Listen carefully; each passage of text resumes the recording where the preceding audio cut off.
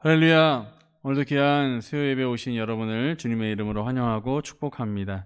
오늘도 우리 예배를 위해서 함께 마음과 간절하게 기도하도록 하겠습니다. 이 시간 함께 기도하실 때 아버지 주님, 오늘도 주님 앞에 예배의 자리에 나왔습니다. 우리 예배를 주님 기뻐 받아 주시옵시고 늘 함께하여 주셔서 하나님의 인도하심과 그 보호하시며 귀한 은혜를 날마다 누리며 살아갈 수 있도록 도와주시옵소서.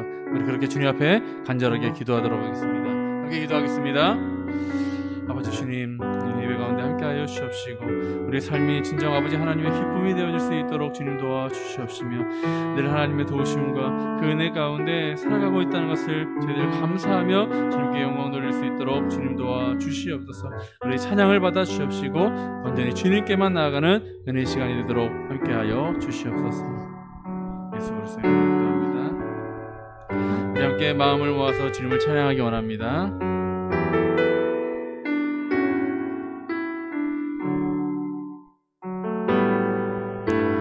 화려하지 않아도 정결하게 사는 삶, 가진 것이 적어도 감사하며 사는 삶, 내게 주신 작은 힘 나눠주며 사는 삶, 이것이 나의 삶의 행복이라오. 눈물 날 일 많지만 기도할 수 있는 것, 억울한 일 많으나 주를 위해 참는 것, 비록 짧은 작은 삶 주 뜻대로 사는 것, 이것이 나의 삶의 행복이라오. 아멘. 이것이 행복이라오. 세상은 알 수 없는 하나님 선물, 이것이 행복이라오.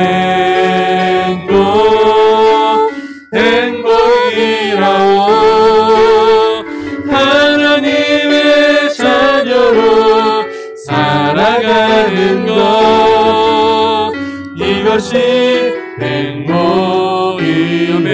이것이 행복이라오. 이것이 행복이라오. 세상은 알 수 없는 하나님 선물, 이것이 행복이라오.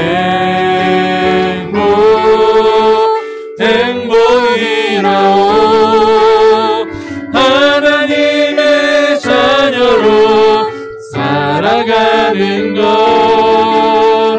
이것이 행복이라오.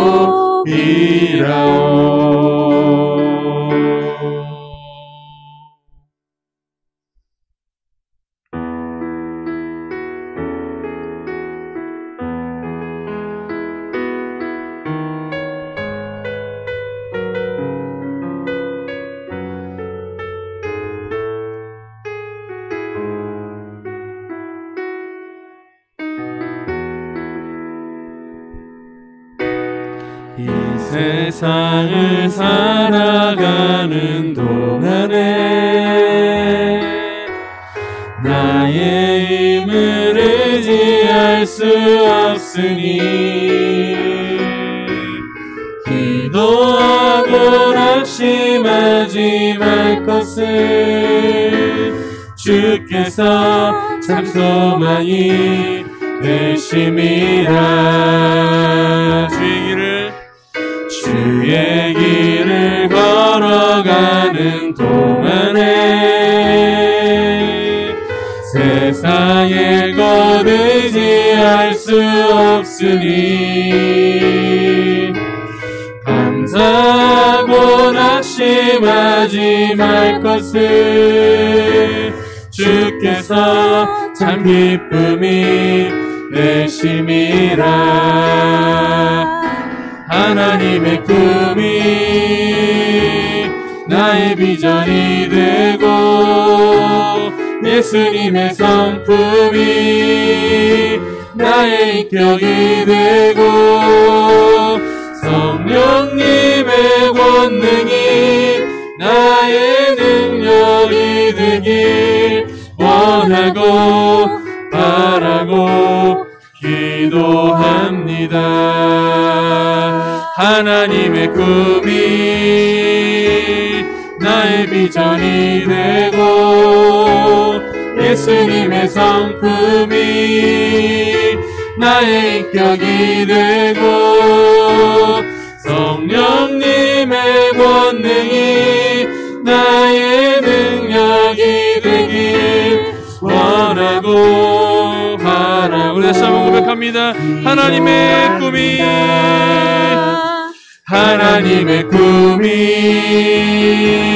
나의 비전이 되고 예수님의 성품이 나의 인격이 되고 성령님의 권능이 나의 능력이 되길 원하고 바라고 기도합니다. 이 시간 다시 한번 기도하기 원합니다. 오늘의 예배를 통해서 아버지 하나님께서 우리의 찬양과 기도를 들으셔서 아버지 어려운 상황 가운데도 늘 함께 하시고 역사하시는 것을 깨닫게 하시고 또 그것을 감사케 하여 주실 것을 믿습니다. 아버지 주님, 늘 하나님을 예배하기에 더욱 힘쓰는 저희들 모두가 될 수 있도록 주여 도와 주시옵시고 오늘 이 수요 예배를 통해서도 아버지 하나님의 놀라운 성령의 충만한 은혜가 부어지기를 간절히 바라고 원합니다. 함께하여 달라고 우리 간절하게 다시 한번 기도하겠습니다. 아버지 주님, 저희의 기도를 들으시고 응답하시는 주님, 놀라운 하나님의 그 역사가 우리의 삶 가운데 날마다 가득 넘쳐나기를 원합니다. 주여, 오늘 이 수요 예배를 통하여서도 우리 모든 영혼이 주님을 예배하기에 더욱 힘쓰게 하여 주시옵시고 하나님을 찾고 찾으며 하나님께 묻는 삶을 통하여서 아버지 날마다 주님과 동행하며 주님과 아버지 함께하는 것을 인해 감사하는 저희들 될 수 있도록 주여 도와 주시옵소서. 오늘도 성령의 충만한 은혜를 부어주셨기를 간절히 바라고 원하옵나이다. 인도하여 주시옵소서.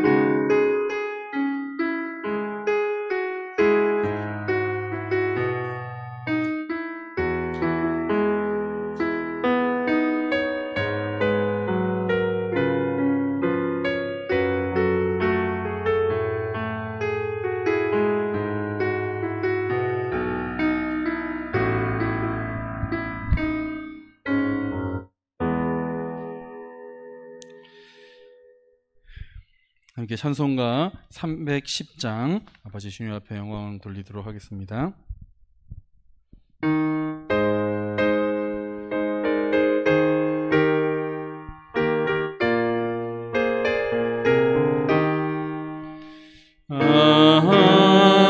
하나님의 은혜로 있을 데 없는 자 왜 구속하여 주는지 난 알 수 없도다. 내가 믿고 또 의지함은 내 모든 형편하시는 주님 늘 보호해 주실 것을 나는 확실히 아네. 왜 내게 굳센 믿음과 또 복음 주셔서 내 맘이 항상 편한지 난 알 수 없도다. 내가 믿고 또 의지함은 내 모든 형편하시는 주님 늘 보호해 주실 것을 나는 확실히 아네. 왜 내게 성령 주셔서 내 마음 감동해 주 예수 믿게 하는지 난 알 수 없도다. 내가 믿고 또 의지함은 내 모든 형편하시는 주님 늘 보여주실 것을 나는 확실히 아네. 주 언제 강림하실지 옥밤에 옥낮에 또 주님 만날 그곳도 난 알 수 없도다. 내가 믿고 또 의지함은 내 모든 형편하시는 주님 늘 보여주실 것을 나는 확실히 아멘. 우리를 대표해서 노영자 권사님께서 기도해 주시겠습니다. 하나님 아버지 감사합니다. 부족한 저희들은 눈동자같이 날마다 지켜주시고 시간도 수요 예배로 모였습니다. 하나님 아버지 저희들 다 모여야 하지만은 모이지 못하고 또한 이렇게 어려운 가운데 저희들 생활하면서 주님을 더욱더 생각하며 믿음으로 나아가는 저희들이 되게 하여 주시옵소서. 우리로서는 도저히 주님 앞에 나올 수 없사오나 주님의 크신 은혜로 우리를 날마다 눈동자같이 보여주시고 세월의 흐름으로 인하여 우리의 생각이 더 변화받아 주님의 생각처럼 주님의 말씀처럼 저희들을 행동하며 말씀으로 늘 승리할 수 있도록 하나님 도와주시옵소서. 특별히 이 나라와 또 온 세계가 코로나로 인하여 참으로 힘들고 어려운 가운데 있습니다. 하나님 우리를 생각하여 주시어서 이 코로나가 빨리 종식되어 하나님 앞에 나와 다 같이 예배드리는 그날에 속히 올 수 있도록 하나님 도와주시옵소서. 나라와 민족이 참으로 어렵고 또 힘든 나라들이 너무나 많사오며 나라와 나라끼리 또 힘들고 어려운 가운데 있습니다. 하나님 우리들을 불쌍히 여기시고 긍휼히 여겨주시며 믿음에 거하며 믿음으로 말씀으로 승리할 수 있도록 하나님 도와주시옵소서. 참으로 힘든 가운데 주님을 늘 날마다 기억하게 하시고 말씀으로 승리하는 가운데 우리의 믿음이 점점 주님을 닮아갈 수 있도록 하나님 도와주시고 원하고 기도합니다. 하나님 이 시간도 말씀을 두고 계신 우리 사랑하는 목사님이 하나님 함께 해주시고 그 말씀을 우리가 들음으로 인하여 깨닫게 하시고 또한 한 주간 우리가 살 때에 그 말씀을 힘이 되게 하여 주셔서 이 어려운 시기를 잘 극복해 나갈 수 있도록 하나님 도와주시옵소서. 이 시간도 함께 해주시고 원하며 예수님의 이름으로 기도드렸습니다.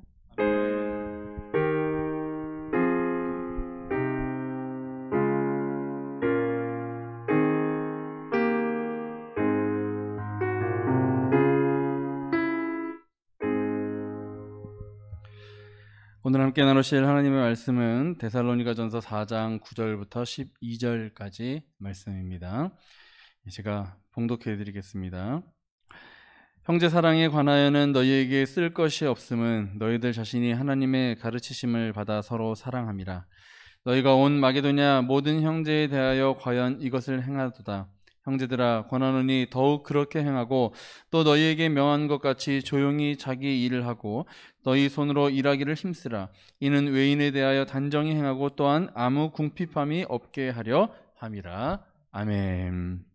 네, 오늘 말씀은 균형 잡힌 삶을 삽시다 라는 제목을 통해서 하나님의 말씀 함께 나누도록 하겠습니다. 어떠한 일을 함에 있어서 항상 어딘가 한쪽에 치우치는 것은 좀 쉽게 한쪽으로 치우칠 수도 있습니다. 그렇기 때문에 이 균형을 잡고 살아가는 것이 참 쉽지 않은 일이라는 것을 우리는 살아가면서 많이 생각을 하게 되는 것이죠. 그런데 이 삶에서조차도 균형 잡힌 삶을 사는 것이 어렵지만 이 신앙생활에 있어서도 어느 한쪽 방면으로 치우쳐서 살아갈 수 있는 그런 우리가 되어지기 쉽다는 것을 우리가 기억해야 합니다. 열심을 내는 것은 쉽지만 전반적으로 균형을 잡힌 그런, 그러니까 균형 잡힌 그런 신앙생활을 하는 것이 쉽지 않다는 것을 우리가 기억해야 한다는 것이죠. 그러니까 리더십을 이야기할 때도 어떤 한두 가지를 잘한다고 해서 좋은 리더라고 그렇게 생각하는 것이 아니라, 지금 우리가 대통령감을 뽑을 때도 어떤 한두 가지를 잘한다고 해서 그 사람이 우리나라의 대통령이라고 생각하는 것이 아니라 두루두루 모든 것들을 다 잘할 수 있어야, 그래야 진정한 리더다, 좋은 리더다라고 우리가 이야기할 수 있다는 것입니다. 사도 바울은 데살로니가 교회의 이 성도들이 균형 잡힌 그런 신앙생활을 하기를 원했습니다. 물론 이 교회의 성도들은 믿음도 있었고 또 소망도 있었고 사랑도 그 안에 가득했습니다. 그런데 사도 바울이 이 데살로니가 교회에 편지를 쓰면서 특별히 이 교회에 보내고 싶은 몇 가지 메시지가 있었는데, 그것은 그리스도인의 삶에 관한 그런 내용이었습니다. 어떻게 사는 것이 과연 그리스도인의 이 균형 잡힌 삶인지, 오늘 본문의 말씀을 통해서 이 균형 잡힌 그리스도인의 삶의 모습을 함께 살펴보도록 하겠습니다. 첫 번째로 우리가 생각할 것은 바로 역시나 그리스도인은 서로 사랑하는 것이다. 서로 사랑하는 삶을 살아야 된다라고 가르쳐주고 있습니다. 오늘 본문의 9절 말씀에 보면, 형제 사랑에 관하여는 너희에게 쓸 것이 없음은 너희들 자신이 하나님의 가르침을 받아 서로 사랑함이라 라고 그렇게 말씀해주고 있습니다. 그러니까 이 데살로니가 교회가 정말 사랑이 많은 교회였다는 것에 대해서 이 사도 바울은 너무나도 흡족한 그런 마음으로, 말하자면 사실 칭찬을 해주고 있는 것이죠. 더 이상 너희들에게 형제 사랑에 관해서는 더 이상 내가 얘기할 것이 없다. 너희들이 너무 잘하고 있기 때문이다 라고 그렇게 이야기해주고 있는 것이죠. 정말 믿음과 사랑과 소망이 넘치는 그런 교회였다는 것을 사도 바울은 이 데살로니가 교회에 칭찬하고 있는 것입니다. 이 데살로니가 교회의 사랑은 마게도냐와 아가야 이 각처에 소문이 많이 났었습니다. 그래서 사도 바울은 이 빌립보에서 환난을 당했을 때 그것을 피해서 데살로니가에서 복음을 전한 것을 사실 매우 감사하게 그렇게 생각하고 있었던 것입니다. 또 데살로니가 이 교회의 성도들이 하나님의 말씀을 들을 때 이것을 사람의 말로 듣는 것이 아니라 정말 하나님께서 나에게 주시는 말씀이구나 하고 그렇게 받는 것에 대해서도 상당히 높이 평가하고 칭찬을 아끼지 않았습니다. 또 사도 바울은 이 성도들을 우리의 영광이요 기쁨이라고 그렇게 칭찬을 했습니다. 그러니까 사실 이 데살로니가 교회 성도들은 너무나도 많은 칭찬을 받았던 것이죠. 그런데 그것 때문에 사도 바울은 오히려 내가 너희들 때문에 큰 위로를 받았다라고 그렇게 이야기하고 있습니다. 그래서 빨리 이 교회의 성도들을 보고 싶다라고 그렇게 수없이 이야기하고 있는 것입니다. 그러면서 교회에 필요한 이 거룩성, 자는 자들에 대한 부활, 그리고 재림, 그러니까 당시에 이 재림 신앙이 상당히 큰 이슈였는데 그것에 대해서 사도 바울이 계속해서 이야기해주고 있었습니다. 그리고 바울은 그리스도인의 삶에 대해서 이 균형 잡힌 그리스도의 삶이 어떤 것인지에 대해서 이야기해 주었는데, 성도들에게 먼저 서로 사랑하는 마음이 있어야 한다라고 오늘 본문의 첫 내용에서 이야기하는 것입니다. 사랑엔 사실 끝이 없기 때문에 이 기독교라고 하면 사실 사랑의 종교라고 해도 과언이 아니지 않습니까? 사랑 빼면 우리는 사실 아무것도 아닌 존재인 것이고, 하나님께서 강조한 가장 중요한 한 가지 덕목이 무엇이냐라고 묻는다면 바로 사랑이라고 이야기할 수 있다는 것이죠. 사랑에 얽힌 이런 이야기들을 먼저 이야기하는 것은 이야기할 때 사랑하면 가장 먼저 생각해야 할 것이 바로 이 관심입니다. 관심. 그러니까 하나님께서는 세상을 사랑하셨고 그래서 이 세상에 대해서 큰 관심을 가지고 있었던 것입니다. 하나님께서는 그의 지으신 영혼들을 보고 그들이 이 하나님 없이 살아가는 그런 안타까운 삶 가운데 죽어가고 있는 그 영혼들을 보면서 불쌍히 여기셔서 그들의 죄를 깨끗이 해주시기 위해서 자신의 아들 독생자 예수 그리스도를 이 땅에 보내주셨습니다. 주님은 하늘의 이 보좌 위에서 우리에게로 내려오신 것이죠. 낮아진 그런 모습으로 우리에게 다가오셨습니다. 사랑은 그래서 바로 예수님께서 하늘의 보좌 우편에서 우리에게 다가오신 것처럼 다가가는 것입니다. 관심을 가지고 다가가는 것, 이것이 바로 사랑입니다. 자꾸 가까이 가고 싶어지는 것. 여러분, 우리가 연애를 할 때도 사랑을 하는 사람을 만나면 더 자주 만나고 싶고 더 가까이 다가가고 싶고 관심을 가지게 되지 않습니까? 그러면서 결국 결혼을 하고 함께 사는 그런 것을 결정하게 됩니다. 그러니까 예수님께서는 우리 영혼들을 가까이 하시기 위해 우리에게 오셨고, 우리 삶의 현장에 찾아오셔서 사람과 동일한 육체를 가지고 오셔서 사람에게서 태어나셨고, 슬픔 당한 우리 영혼들 곁으로 오셔서 우리와 함께 지내셨던 것입니다. 절망 중에 있었던 이 사람들에게 그 곁에 오셔서 가까이 와서 보시니 필요한 것이 있었는데 이들에게 생명이 필요했던 것입니다. 그러니까 예수 그리스도께서 우리에게 오셔서 주신 것이 바로 영생, 영원히 우리가 하나님과 함께 동행할 수 있는 그 생명, 그 영원한 생명을 우리에게 주신 것이죠. 그러니까 사랑은 예수님께서 우리에게 그 영원한 생명을 주셨을 때 표현하신, 나타내신 그 일이었습니다. 무엇이었냐면 자기 희생이었어요. 예수님께서 이 땅에 오셔서 사람들에게 많이 추앙을 받고 호산나 다윗의 자손으로 오신 예수여 우리의 왕이 되어 주십시오라고 그렇게 칭송을 받기도 했지만, 마지막에는 네가 그 십자가에서 내려와서 너 스스로를 구원해 보아라 라고 이렇게 사람들에게 조롱과 온갖 모욕적인 것들을 당하시면서 십자가에 달려 죽으셨습니다. 잘 아시는 것처럼 주님께서 그 십자가에 내려오셔서 그 모든 로마 군사들을 물리치실 수 있는 능력이 없으셔서 그렇게 죽어가신 것이 아니었지 않습니까? 예수님께서 그곳에서 그렇게 희생하시는 것이 그의 사명이었고, 그것을 통해서, 그의 희생을 통해서 우리가 구원을 받을 수 있었기 때문에 그것을 위해서 자기 스스로를 희생하신 것입니다. 그러니까 우리가 이 땅을 살아가면서도 사랑을 하려면 희생을 해야 하고 수고가 따른다는 것입니다. 관심을 가지려고 하면 여러분 그것을 통해서 우리가 수고하고 희생을 해야 해요. 사랑한다 하면서 희생하려고 하지 않는다, 그러면 그것은 거짓 사랑이라고 할 수 있습니다. 그러니까 남녀 간의 사랑을 하면서도 여러분 그렇지 않습니까? 더 사랑하는 사람이 더 많이 애쓰는, 그러니까 이제 남자가 더 많이 애쓰면 내가 당신을 더 많이 사랑한다, 여자가 더 많이 애쓰면 내가 당신을 더 많이 사랑한다, 이렇게 서로 그런 이야기를 하지 않습니까? 그러니까 더 사랑하는 사람이 더 많이 애쓰고 희생하고 관심을 갖는 거예요. 전화도 더 자주 하고, 더 자주 보고 싶다고 말하고, 더 자주 사랑한다라고 이야기하는 것, 그것이 사랑에 대한 표현이요 관심과 희생인 것입니다. 그러니까 우리가 이 땅을 살아가면서 우리 성도들 사이에서도 정말 내가 우리 성도들을 서로 사랑한다, 우리 성도들을 내가 사랑한다라고 생각한다면, 우리 교회를 사랑한다라고 생각하면 교회를 위해서 우리가 관심을 가지고 희생하고 또 좀 더 에너지를 우리가 쏟을 수 있는 그런 수고가 있어야 한다는 것입니다. 그런데 이 당시의 데살로니가 교회는 바로 그런 사랑에 대한 희생과 수고가 넘쳐났다라고 그렇게 이야기하면서 그것에 대해서 칭찬을 하고 있는 것이었죠. 여러분, 우리가 이 땅을 살아가면서 사실 빚을 지는 것은 좋은 일은 아니지 않습니까? 물론 이 경영학에서 레버리지 효과 뭐 이런 것들 이야기하면서 빚이라는 것을 어떤 이 자산의 하나로 그렇게 이렇게 생각하기도 하지만, 사실 빚을 지는 것은 좋은 일은 아닙니다. 하지만 우리가 다른 빚은 다 지지 않더라도 사랑의 빚은 우리에게 좋은 것이다 라고 그렇게 성경은 우리에게 가르쳐주고 있습니다. 사랑의 빚 외에는 지지 말아라.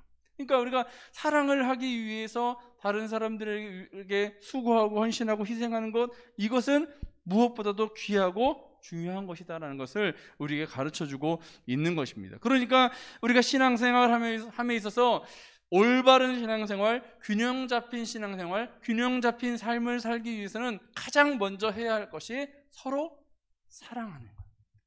그 사랑에는 수고가 따르고 희생이 있고 관심이 있어야 한다는 것. 우리는 그것을 꼭 기억해야 한다는 것입니다. 그래서 사랑하기 때문에 위에서 우리가 자주 보지 못할지라도 기도해 줄 수 있고, 저 사람이 혹시라도 어떤 어려움을 당하지 않는지 항상 걱정해주고 마음 써주는 그런 것들이 우리에게 필요하다는 것입니다. 사랑하는 그 마음으로 희생하고 헌신하고 또 노력하는, 이것이 우리 신강교회 안에도 충만하게 넘쳐남으로 인해서 우리 모든 성도들이 늘 균형 잡힌 그런 신앙생활을 잘 해나가실 수 있기를 주님의 이름으로 축원합니다. 또한 우리가 두 번째로 생각할 것은 자기 자신의 일에 힘써야 한다. 자기 자신의 일에 더욱 힘써야 한다라고 그렇게 가르쳐주고 있습니다. 오늘 본문의 11절 말씀에 보면 또 너희에게 명한 것 같이 조용히 자기 일을 하고 너희 손으로 일하기를 힘쓰라라고 그렇게 말씀해주고 있습니다. 그리스도인은 이 말로 세상을 사는 것이 아니라 삶으로 자기 자신을 말해야 합니다. 사실 이것은 꼭 그리스도인이 아니라고 하더라도 이 리더라면, 아니면 또 우리가 누군가에게 무엇인가 삶의 어떤 본 모습, 좋은 모습을 보여주기 위해서는 자녀들에게도 마찬가지잖아요. 말을 100번 1000번 아무리 좋은 말을 한들 아무 소용이 없는 것이, 내가 행동 한번 잘못하면 그 말했던 거 100번 1000번 말했던 것이 모두 다 수포로 돌아갑니다. 사랑해야 한다, 헌신해야 된다, 희생해야 된다 100번 1000번 말했지만 정작 희생하지 않고 헌신하지 않고 관심 갖지 않으면 결국 그 말하는 것이 아무런 소용이 없게 된다라는 것이죠. 그래서 특별히 우리 그리스도인들은 사람들에게 본이 되어줘야 하고 좋은 모습을 보여줘야 하는데, 그러한 의미에서 우리는 삶으로 여러분의 여러분의 그 말을 하고 싶은 것들을 삶으로 나타내야 한다는 것입니다. 행함으로 자신의 이 믿음을 세상에 우리가 나타내 보여 주어야 한다는 것이죠. 야고보서 2장 17절 말씀에도 보면 행함이 없는 믿음은 죽은 믿음이다라고까지 그렇게 이야기하고 있지 않습니까? 이 초기 교회의 약점 가운데 하나가 이 잘못된 재림 사상으로 인해서 성도들이 이제 일하지를 않고 놀고 먹기를 좋아하는 그런 이들이 많아졌다는 것이었습니다. 그러니까 뭐냐면, 이제 곧 예수님이 오실 건데 열심히 일해서 뭐하냐, 그런 생각 들지 않겠습니까? 아니, 그건 당연히 우리가 좀 사실 이해가 전혀 안 되는 건 아닙니다. 이제 곧 예수님이 오실 건데 내가 지금 열심히 일하는 게 무슨 소용이냐, 그냥 편하게 지내다가 예수님 오시면 천국 가자. 아마도 예수님께서 당장 내일 아니면 모레 오실 걸로 이제 확정이 돼서 모든 사람들이 다 그걸 알게 됐어요. 그럼 아마도 자기 본연의 일을 하면서 그렇게 시간을 보내려고 하는 사람 아무도 없을 겁니다. 다 그냥 제일 좋은 거, 버킷리스트라고 하죠. 자기 죽기 전에 하고 싶은 것들, 그거 하나라도 더 하려고 애쓰다가 아마 세상을 떠나고 싶을 겁니다. 그러니까 어찌 보면 당시 이 초기 교회, 이 초대교회 성도들의 그런 모습들이 이해가 안 되는 건 아닙니다. 하지만 예수님께서 언제 오실지는 아무도 알 수 없는 상황이었어요. 그러니까 이들이 어떤 신앙에 있어서 하나는 알지만 둘은 알지 못하는 그런 상황이었던 거죠. 그래서 계속해서 이야기한 것이, 예수님 언제 오실지 모르니, 주님 언제 오실지 모르니 세상 끝이 가까이 왔다고 할지라도 여러분이 여러분의 그 일을 소홀히 하거나 수고하는 것을 게을리해서는 안 된다라고 그렇게 가르쳐주고 있는 것입니다. 그러니까 간혹 우리나라뿐만 아니라 세계적으로도 휴거라든지 아니면 이제 종말론 뭐 이런 것로 인해서 사람들이 자신의 재산을 다 팔아서 공동체 안에 모여 살면서 이제 세상은 끝났다, 곧 주님 오신다 하면서 그렇게 이 삶을 마무리하려고 하는 그런 사람들의 모습을 보면서 안타까운 마음을 가졌던 우리 사람들이 있었습니다. 그렇게 그 사람들을 보면서 불쌍히 여기는 그런 마음들을 본 일이 많이 있었다는 것이죠. 그런데 당시 이 초기 교회 사람들이 그런 신앙을 가진 것에 대해서 열심히 자신의 해야 할 일들을 충실히 감당하는 것이 균형 잡힌 삶, 균형 잡힌 신앙을 가진 사람의 모습이다라고 이렇게 가르쳐주고 있는 겁니다. 그러니까 기독교인이라고 하더라도 마찬가지인 겁니다. 우리가 이 땅을 살아가면서 세상 사람들보다 더 근면하고 성실한 모습을 보여주는 것이, 그것이 우리의 삶을 통하여서 우리의 말하고자 하는 것을 보여주는 것, 나타내는 것이다라고 그렇게 가르쳐주고 있다는 것이죠. 그러니까 어찌 보면 기독교인은, 그리스도인은 세상 사람들보다 더 부지런해야 합니다. 더욱 더 성실해야 합니다. 제가 예전에 많이 들었던 이야기 중에 하나가, 사실 저도 학창 시절에 그렇게 열심히 하지는 못했지만 교회 다니는 친구들은 교회 안 다니는 친구들보다 배로 열심히 공부해야 된다는 이야기를 많이 들었습니다. 왜 그랬겠습니까? 우리는 신앙생활도 해야 되고 공부도 해야 되니까 그냥 공부만 하는 친구들보다 시간이 부족합니다. 절대적인 시간이 부족한 거죠. 그러니까 친구들 놀 때 열심히 신앙생활하고 또 친구들 공부할 때 나도 열심히 공부를 해야 되는 거예요. 그래야 그 세상 친구들에게 경쟁력을 잃지 않고 더욱 좋은 모습으로 보여줄 수 있다는 것이죠. 그리고 항상 많이 이야기했던 것이 그리스도인인데 교회 다니는 사람들인데 하는 일이 잘 되지 않고 공부도 못하고 또 이러면 덕이 되지 않는다. 그런 이야기도 많이 이제 들었었습니다. 물론 이제 교회 다니는 사람들이 일이 잘 안 된다고 해서 그것이 무조건 나쁜 것이다, 잘못된 것이다라고 그렇게 이야기할 수는 없지만 그런 부분보다는 우리가 우리의 삶을 통해서 성실하고 근면한 그런 모습을 세상 사람들에게 보여주어야 한다는 것입니다. 그리스도인들 우리 서로에게도 그런 것을 보여주어야 한다는 것이죠. 그러니까 이러한 모습을 통해서 주님께서 이 땅에 오실 때까지 우리가 넌 어떻게 살았느냐라고 우리에게 질문하셨을 때 저는 하나님께서 제게 주신 그 일에 최선을 다하며 충실하게 살았습니다라고 그렇게 이야기할 수 있어야 한다는 것입니다.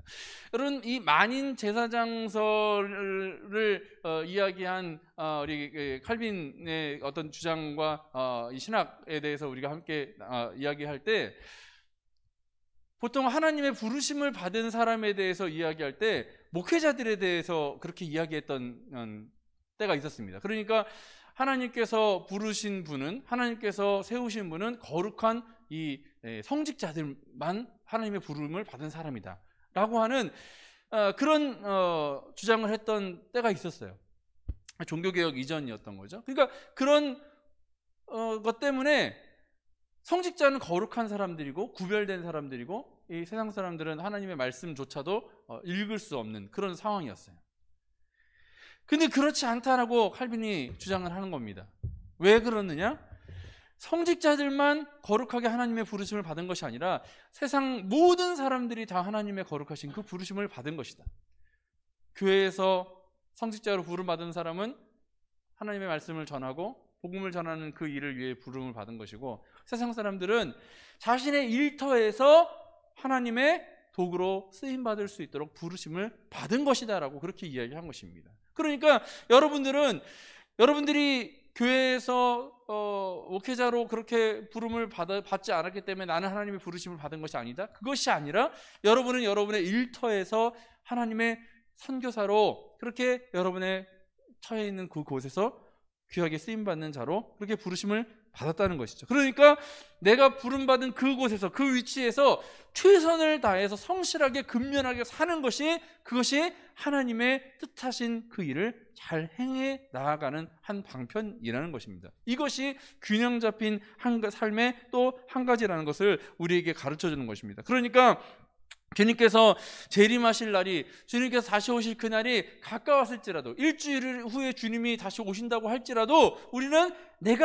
내게 주어진 그 일에 최선을 다해서 충실하게 살아가는 것이 그것이 우리에게 필요한 일이다라는 것을 사도 바울은 오늘 이 데살로니가 교회 성도들에게 가르쳐주면서 우리에게도 동일하게 가르쳐주고 있는 것입니다.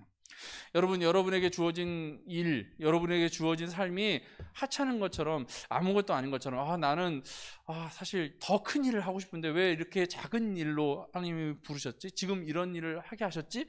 하면서 자기 자신의 그 삶을 한탄할 것이 아니라 여러분의 처해 있는 상황과 환경에서 최선을 다해서 일하십시오. 섬기십시오. 또 근면하게 성실하게 일하십시오. 그러면 준비가 되었을 때 하나님께서 더 귀하게 더 큰 일에 쓰임을 받게 하시는 것입니다. 작은 일에 충성한 자가 큰 일에도 충성할 수 있는 것입니다. 여러분, 작은 일을 맡겨줬는데도 게으르고 나태한 삶을 살면 그 영혼은 절대 큰 일에도 쓰임을 받을 수 없습니다.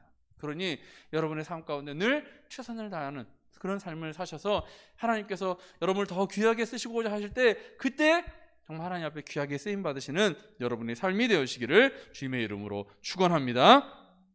마지막 세 번째로 우리가 다시 또 함께 생각해 볼 것은 다른 사람에 대해서 단정하게 행해야 된다라고 오늘 본문에서 이야기하고 있습니다. 다른 사람에 대해서 단정하게 행해야 된다.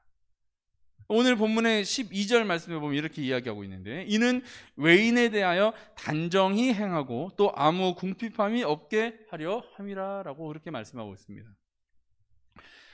그냥 사실 우리가 이 단어적으로 단정하게 행한다라고 생각하면 그냥 좀 매무새를 깔끔하게 하는 그런 모습 정도로만 이렇게 이해할 수 있는데, 오늘 본문의 이 12절의 말씀을 현대인의 성경에서는 이렇게 해석하고 있습니다. 이는 여러분이 외부 사람들에게 품위 있게 행동하고 또한 아무것도 궁핍함이 없게 하려는 것입니다 라고 이렇게 이야기하고 있습니다. 그러니까 믿음으로 사는 것은 자기 자신이지만 그것을 외부 사람들, 다른 사람들이 보고 평가하기 때문에 우리는 더욱 열심히 나의 삶에 최선을 다하고 또 사람들에게 보여지는 그 모습, 그러니까 소위 말해서 덕이 되어질 수 있게 하기 위해서 자기 자신의 삶에 대해서도 신경을 써야 한다라는 것을 가르쳐주고 있는 겁니다. 여러분 직장에서도 마찬가지고 어느 정도 직급 이상이 되거나 또 나라에서도 어느 정도 직급 이상의 그런 공직자가 되면 그런 이야기를 합니다. 품위를 유지해야 한다고. 당신의 그 직에 맞는 품위를 유지하십시오라고 그렇게 이야기합니다. 그래서 어느 직급 정도 되면 품위 유지비를 또 지급하기도 하는 거죠. 그러니까 우리가 이 땅을 살아가면서 그리스도인이라고 하는 이 품위를 우리가 유지하는, 그것을 잘 지켜나갈 수 있는 그런 자들이 되어야 한다는 겁니다. 그럼 세상 사람들은 그리스도인에게 상당히 높은 도덕적 수준을 요구합니다. 아시죠? 불교인들에게도 천주교인들에게도 이런 것들 요구하지 않아요. 천주교인들은 여러분 잘 아시는 것처럼 기독교인들에게 요구하는 것처럼 술, 담배 이런 것들을 사실 그들을 자유롭게 다 불교에서도 마찬가지로 하기 때문에 그런 것들에 대해서 기독교인들에게 요구하는 것처럼 그렇게 요구하지 않습니다. 물론 지금은 사실 그런 것이 술, 담배나 이런 것들이 구원받는 어떤 중요한 요건은 아니기 때문에 사실 그것은 우리하고 아무 상관없는 것입니다. 하지만 그 외에 우리가 하나님 앞에 거룩하게 살아가는 것에 대한 증명으로서 도덕적으로 세상 가운데 그렇게 어느 정도 높은 수준의 삶을 살기를 세상 사람들은 요구하고 있다는 거죠. 그런데 우리는 연약하여서 사실 그런 세상 사람들의 그런 높은 기준을 잘 충족시켜주지 못하고 살아가는 것이 현실입니다. 그럼에도 불구하고 오늘 본문은 우리에게 다른 사람에 대해서 단정하게 행해야 된다라고 그렇게 사도 바울은 이야기해주고 있습니다. 그러니까 데살로니가 교회 성도들이 정말 서로 사랑하고 신앙생활도 잘하고 믿음도 좋았는데 그럼에도 불구하고 다른 사람들이 보기에도 너희들의 이 모습이 좋은 모습으로 보여질 수 있도록 최선을 다해야 된다라고 그렇게 강조하고 있다는 것이죠. 여러분 사도 바울은 자기 일을 해서 일용할 양식을 취해야 하는 이유가 단순히 이 의식주만, 그러니까 먹을 것, 입을 것, 또 잠잘 것 이런 것을 해결하는 것에만 있는 것이 아니라 이웃에 대해서, 다른 사람에 대해서 아름다운 신앙의 모습을 보여주기 위해서도 우리가 그렇게 해야 된다라고 그렇게 가르쳐주고 있는 겁니다. 그러니까 바울은 단정히 행하라고 말하고 있는데 이것을 새번역 성경이나 아까 말씀드린 그 현대인의 성경에서는 품위 있게 살아가야 한다라고 그렇게 가르쳐주고 있는데 이것은 그렇게 해야 불신자들에게 신임을 받고, 그러니까 신뢰를 받고 존경을 받을 수 있는 길이다라고 그렇게 가르쳐주고 있는 겁니다. 여러분 과거에만 해도 어려운 시절에 교회 다니는 사람들은 지역 주민들이나 주변 사람들에게 상당히 좋은 평가를 받았어요. 기독교가 이제 막 전해지는 때, 우리나라 한국전쟁이 일어나고 교회가 이 나라가 많이 어려웠던 시기에 원조를 받고 이 나라를 잘 이렇게 세워져 갈 수 있도록 기틀을 만들어간 그런 단체 중에 하나가 바로 기독교였습니다. 그러니까 교회와 선교사님들이 우리나라의 교육과 그리고 의료 이런 부분에 있어서 상당히 큰 영향력을 끼쳤습니다. 그래서 병원도 세우고 학교를 세워서 아이들을 가르치고 이런 일들을 했기 때문에 교회에 대해서 상당히 좋은 이미지를 가지고 있었던 거죠. 기독교에 대해서. 그리고 교회에서 아이들에게 맛있는 것들, 먹을 것들을 나눠주는 이런 것들을 통해서 참 좋은 인식을 가졌습니다. 그런데 시간이 지나서 이제 먹고 살 것이 풍부해지고 사람들이 여유가 생기고, 사실 교회에서 이렇게 먹을 것을 주지 않아도 다 먹고 살기 어렵지 않은 그런 시기가 이제 됐습니다. 도덕적으로도 상당히 높은 수준으로 살아갈 수 있는 그런 시대가 됐어요. 그러니까 그때보다 지금은 더 높은 수준의 그런 헌신과 수고를 사실은 세상은 우리에게 요구하고 있습니다. 그런데 우리는 그런 것들을 맞춰주지 못하는 그런 모습이 우리 애들에게 보여지고 있는 것이죠. 그래서 우리에게 계속 요구하는 것은 세상 사람들이, 그 불신자들이 생각하는 것처럼 우리는 좀 더 높은 수준의 신뢰와 그런 품위와 존경을 받을 수 있는 모습을 보여줄 수 있어야 한다는 것을 우리에게 가르쳐주고 있는 겁니다. 그러니까 사실 기독교인으로 사는 것이 지금은 어찌 보면 참 쉽지 않은 일입니다. 힘든 일이에요. 여러분 무슨 말씀인지 아시겠습니까? 그냥 교회 열심히 다니는 것으로 끝나는 게 아니라는 거예요. 교회 열심히 다니면 열심히 다니는 것만큼 세상 사람들에게 그렇게 보여줘야 되는 것입니다. 근데 우리는 그렇게 보여주지 못하니까 솔직히 그리스도인이라는 것을 숨기고 싶을 때가 많이 있는 거죠. 이게 내가 교회 다니는 사람이라고 얘기하면 욕할 텐데, 이런 생각이 든다는 겁니다. 그러니까 차라리 하나님의 영광을 가리지 않기 위해서 얘기하지 않는 게 좋겠다. 나 교회 다니는 사람이라는 거 얘기하지 않는 게 좋겠다. 이런 생각이 드는 거죠. 저도 그렇습니다. 여러분 목회자지만 저도 부족하고 연약한 모습이 많이 있으니까 정말 사람들에게 저 목사라는 것을 숨기고 싶을 때가 많아요. 너무나 부족한 이 모습이 있으니까. 근데 하나님이 가만히 내버려 두시지 않으시더라고요. 제가 한두 번 제가 목사라는 것을 이야기 안 하고 있어도 하나님께서 저의 입술을 열어서 제가 목사입니다라고 이야기하게 하시더라고요. 두 번, 세 번 만나면 누군가에게도 저는 목회자입니다. 작은 교회의 부목사로 그렇게 섬기고 있습니다 라고 그렇게 이야기하게 하시는 겁니다. 저를 오픈하게 하세요, 하나님께서. 여러분, 우리의 삶이 블라인드에 가려져 있는 것 같은 그런 삶을 살면 절대로 여러분의 도덕적인 수준, 여러분의 삶이 거룩하게 성결하게 되어질 수 없어요. 왜냐하면 그 블라인드 뒤에 숨어서 어두운 곳에서 살고 싶은 그런 우리 인간의 악한 욕망이 숨쉬기 때문인 겁니다. 항상 우리는 밝은 곳으로 나아가야 되고, 제가 여기 신광교회 집사입니다. 신광교회 권사입니다. 신광교회 우리 중고등부 선생님입니다. 이런 것들을 우리가 이야기하고 당당하게 내가 그런 것을 이야기했기 때문에 상대방은 우리를 볼 거 아니겠습니까? 신광교회 선생님이시군요. 집사님이시군요. 신광교회 청년이군요. 그러면은 이렇게 열심히 잘 사시겠네요. 지켜봅니다. 그러면 어떻게 되겠습니까? 우리도 지켜보는 사람들이 있으니까 하나님이 보시고 계시지만 사실 하나님께서 보시고 계신다는 것을 우리가 인식하지 못하니까 우리가 죄를 짓는데, 사람들이 보고 있으면 사실 하나님이 보시는 것보다 더 무서운 눈으로 우리가 그 눈들을 보게 되는 거죠. 사실 더 중요한 것은 사람들이 보지 않는 하나님이 보시는 곳에서도 우리가 늘 항상 거룩하게 살아야 하지만, 그래서 이렇게 우리의 삶의 이 모습이 정말 하나님께서 늘 함께 하시고 보고 계신다는 것을 우리가 생각하면서 거룩하게 겸손하게 그렇게 또 세상 사람들을 도우면서 살아갈 수 있는 그런 준비가 되어져 있어야 한다는 겁니다.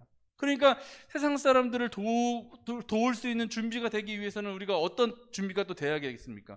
평상시에 항상 성실하게 근면하게 살아서 다른 사람들을 도울 수 있는 여건이 되어 있어야 되는 겁니다.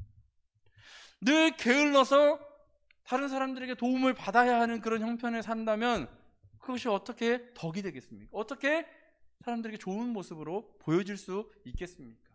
그러니까 우리의 삶은 늘 하나님 앞에 거룩하게 또 근면하게 성실하게 좋은 모습으로 살아서 그것을 통해서 불신자들에게 신임을 받고 존경을 받을 수 있는 그런 삶이 되어져야 한다는 것입니다. 이것이 하나님께 영광 돌리는 삶이요 그리스도인의 균형 잡힌 삶이라는 것을 오늘 본문은 우리에게 가르쳐주고 있습니다. 오늘 말씀의 결론을 맺도록 하겠습니다. 여러분, 우리는 그리스도인입니다. 이 그리스도인으로 부름을 받았는데 그것은 바로 하나님의 자녀가 되는 권세를 얻는 것입니다.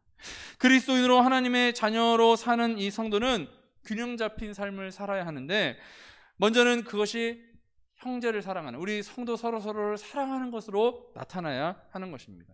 그래서 관심을 가지고 희생하고 헌신하는 것을 통해서 이 사랑을 잘 실천해야 하는 것이고, 그러한 것들은 결국 나 자신의 희생을 통하여서 이루어진다는 것을 여러분 꼭 기억해야 합니다.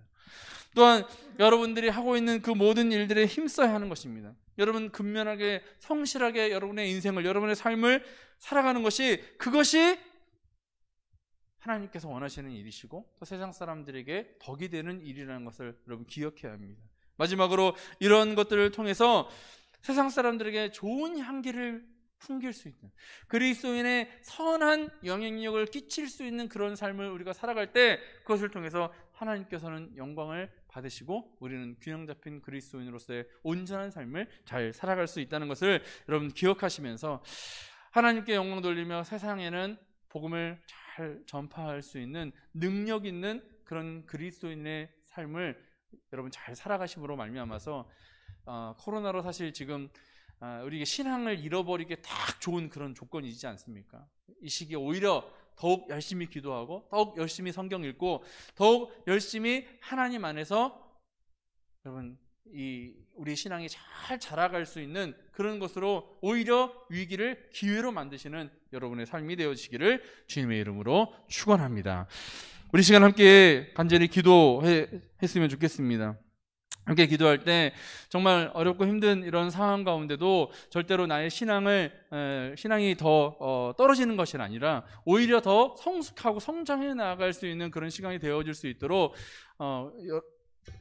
여러 가지로 사람들을 만나기 힘든 그런 시간에 하나님을 만나는, 기도하고 성경 읽고 또 찬양하고 또 신앙서적을 읽으면서 신앙적으로 우리가 더 성장해 나아갈 수 있는 그런 시간이 되어서 정말 하나님 앞에 귀한 은혜의 시간이 되어질 수 있도록 주님 도와주시고, 또 이런 시간에 여러 가지로 근면하게 성실하게 살아가려고 노력하고 있음에도 불구하고 코로나라고 하는 이 불가항력적인 이러한 것들로 인해서 어려움 당하고 있는 우리의 이웃, 우리의 성도들이 있다면, 또 우리 선교사님들이 있다면 그들에게 하나님의 위로와 하나님의 도우심이 함께하게 해달라고 우리 이 시간 간절하게 함께 기도하도록 하겠습니다. 함께 기도하겠습니다. 아버지 주님, 우리 아버지 우리와 함께 하시며 우리에게 능력 주시기 원하시는 주님, 우리가 온전히 하나님과 동행함으로 말미암아 하나님의 그 능력 가운데 살아가고 있음을 아버지 주님 앞에 고백합니다. 아버지 주님의 도우심이 없다면 저희들 아무것도 할 수 없는 참 연약한 존재라는 것을 아버지 주님 고백하오니, 주님 함께하여 주셔서 균형 잡힌 우리가 그리스도인의 삶을 온전히 잘 살아갈 수 있도록 우리 가운데 함께하여 주시옵소서. 아버지와 특별히 아버지 주님 사랑하시는 우리 신학교의 모든 성도들이 진정 아버지 자신의 삶을 통하여 하나님 앞에 영광 돌릴 수 있도록 도와주시옵시고, 또한 아버지 어려움 당하고 있는 아버지 그런 영혼들이 있다면 우리가 그들을 위해서 함께 기도하며 도울 수 있도록 주님 인도하여 주시옵시고, 또한 아버지 어려움 당하고 있는 우리 선교사님들과 우리 이웃들 아버지 정말 최선을 다해서 살려고 노력하지만 아버지 불가항력적인 이 코로나의 아버지 어려움을 통하여 큰 위기를 겪고 있는 이들에게 아버지 저희들이 큰 도움을 주지는 못할지언정 아버지 기도하며 아버지 도울 수 있는 여러 가지 방편들을 찾아서 함께할 수 있도록 저희들에게 함께하여 주시옵시고, 우리가 진정 아버지 하나님의 귀하신 그 뜻을 이루어가기에 부족함 없는 아버지 그런 존재들로 아버지 그렇게 쓰임받을 수 있도록 도와주시옵시며, 현재 우리가 하고 있는 모든 일들에 최선을 다해서 성실하게 잘 살아감으로 말미암아 아버지 그것이 하나님께 영광이 되어지고 세상 사람들에게도 더 덕이 되어질 수 있는 그리스도인의 아버지 그런 모습이 되어질 수 있도록 주여 함께하여 주시옵시고 인도하여 주시옵소서. 사랑해 주님 감사합니다. 아버지 하나님의 귀하신 사랑과 그 은혜가 우리에게 너무나도 크고 값집니다. 아버지 저희의 연약한 모습을 아버지 주님께서 아시고 계시오니 우리에게 힘주시고 능력 주시고 지혜 주셔서 아버지 이 어려운 상황들을 잘 이겨낼 수 있도록 함께하여 주시옵시고, 아버지 이 위기를 오히려 기회로 만들어서 더욱 열심히 우리가 신앙이 성장해 나아갈 수 있는 귀한 시간으로 저희들을 그렇게 만들 수 있도록 도와주시옵시고, 아버지 오히려 세상 사람들에게 더욱 덕이 되어지는 그런 모습을 보일 수 있는 우리 신강교회 모든 성도들이 다 되어질 수 있도록 함께하여 주시옵소서. 우리 가운데 역사하실 주님을 찬양합니다. 늘 함께하여 주시옵시고 지켜하 주시고 보호하여 주시옵소서. 이 모든 말씀을 우리 주 예수 그리스도의 이름으로 감사드리며 기도합니다. 아멘. 하늘에 계신 우리 아버지, 아버지의 이름을 거룩하게 하시며 아버지의 나라가 오게 하시며 아버지의 뜻이 하늘에서와 같이 땅에서도 이루어지게 하소서. 오늘 우리에게 일용할 양식을 주시고 우리가 우리에게 잘못한 사람을 용서하여 준 것 같이 우리 죄를 용서하여 주시고 우리를 시험에 빠지지 않게 하시고 악에서 구하소서. 나라와 권능과 영광이 영원히 아버지의 것입니다. 아멘.